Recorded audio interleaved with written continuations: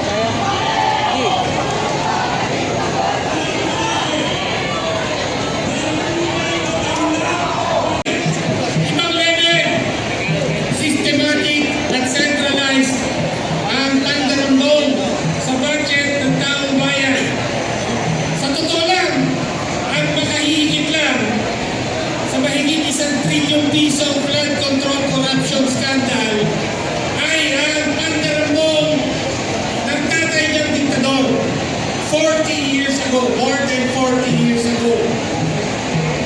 Nasa Guinness Book of World Records pa rin po ang pinaka-matinding pandarambong ng isang pinuno ng bansa sa kasaysayan, kasama po si Marcos Sr.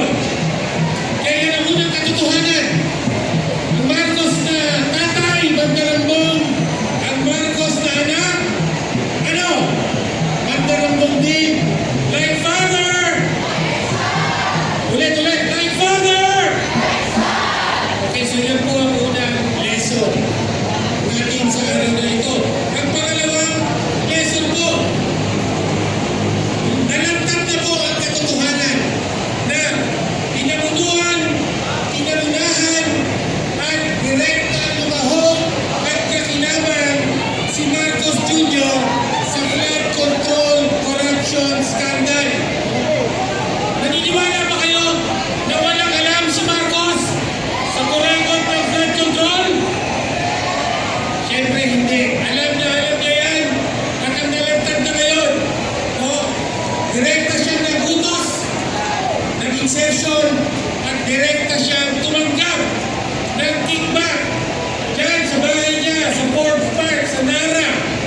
Dinaan kay Zantico, dinaan kay Yusek Bernardo ng DPWH, napunta sa kamay ng kanyang Undersecretary Bersamin at tinanggap niya ang kurakot. O kaya wag po tayong magpaliglang na walang alam si Marcos at namulat na lang siya nung nakaraang sona nang magsabi siya, mahiya naman kayo. O?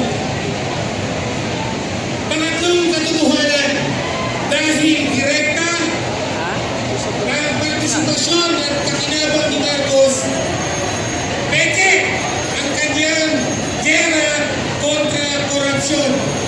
Ang sinimulan niya nung sona ng 2025, ang sabi niya, mahiya naman kayo.